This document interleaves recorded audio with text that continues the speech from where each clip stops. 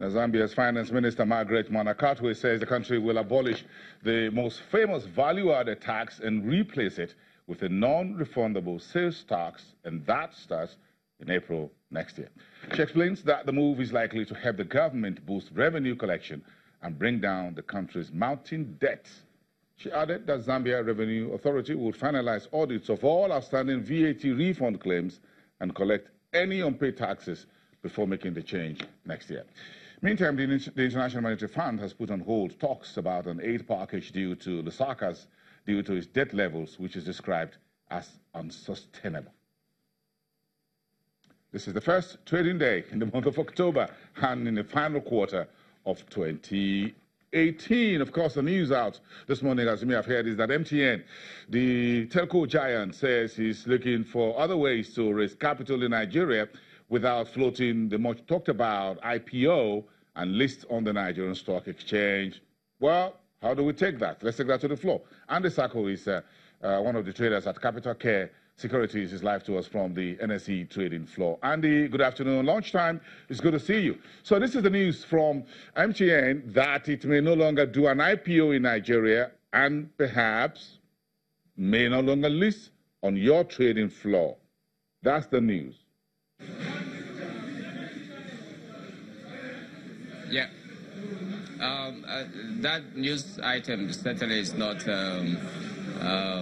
exciting for the market, but I must make bold to say that it is also not unexpected, given the barrage of issues that MTN has had to deal with in recent times. So if they're making that decision, I believe the advisors must have contemplated the implications of having to make an incursion into the market in trying to raise any funds for that matter at this point. So it's understandable why they probably would choose to look the other way.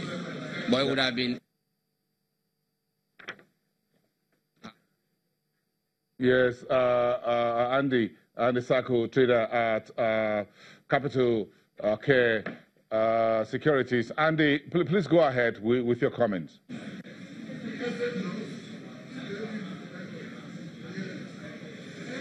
Yeah, so I was basically saying that, the move by the MTN, choosing not to access the additional funds they would have required for financing the operations in Nigeria through the boss, it's not totally unexpected, and I think it's simply understandable given the issues they've had to live with, more recently, so they have to recapitalize, there's no question about that.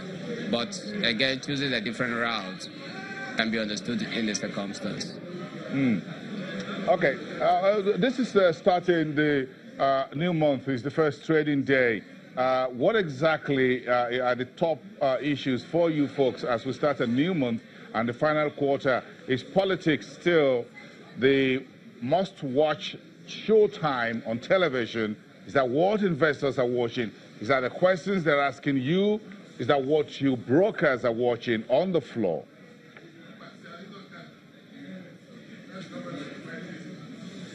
The interesting thing about the market is that it certainly mirrors virtually everything that happens in the economy, and politics is not an exclusion. Indeed, it is a propellant, and a desirable one for that matter. Investors, brokers alike, everybody is, hands like Kimbo trying to find out the direction of the politicking and the political space, by the political gladiators.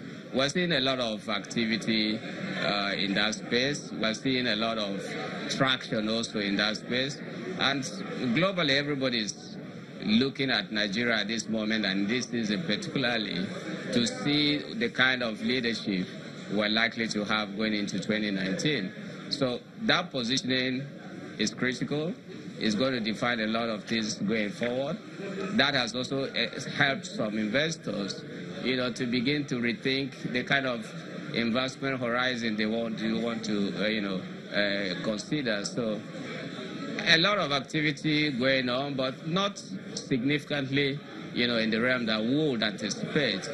I do think that all said and done, we should have a good outing into next year.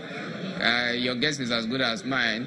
By this time next year, a government would have been in place, Nigeria would have moved on, and the economy remains. Okay, thank you very much, Andy Sako from Capital Care Securities Live from the Nigerian Stock Exchange. And we wrap it up on this embroidery business, lifting poor women out of poverty in Libya. That's the way, all the way from Benghazi, eastern Libya. That's where the story is coming from. Take a look. With no fixed source of income, dozens of divorced and widowed Libyan women find new hope thanks to an initiative led by a local charity in Benghazi. The idea is that we move from providing everything with the family becoming dependent on charity organizations and waiting for those who give food supplies like other organizations to supporting productive families. The Yamal Foundation, which means hope in Arabic, has been targeting women whose husbands were killed in acts of violence, as the eastern port city was a battlefield between 2014 and 2017, when forces linked to an eastern government fought Islamist fighters, devastating whole districts. Women are taught to make embroidery and sell it at local markets. We target widows, divorced women, and those in need. We train and teach them, and they benefit financially given the conditions of the war and the financial crisis we live in. They are very enthusiastic and eager to learn. When we started the project, I was very surprised. I never knew we would be that successful. People were enthusiastic, and more of them started to come. Libya, once the wealthy country of North Africa, has slipped into a spiral of violence after the toppling of long-ruling Muammar Gaddafi in 2011. The capital, Tripoli, and western Libya are run by a UN-backed government, mainly supported by armed groups, while the east is controlled by a rival administration. I got the chance to come to this sewing factory and start learning about sewing. I wanted to learn sewing for a very long time. I can work even from home, given that I have 6 children and I cannot go out for work. Thank God I found myself. Nearly 15 sewing machines were donated to the factory by benefactors from inside and outside Libya. I felt that we progressed very quickly. I never expected sitting here and working on this very small sample. Honestly, I never expected I would do such work. The United Nations estimates that 1.1 million people are in need of humanitarian assistance across Libya, hit by instability and local conflicts. Hope you enjoyed the program. We'll see you next time. Bye for now.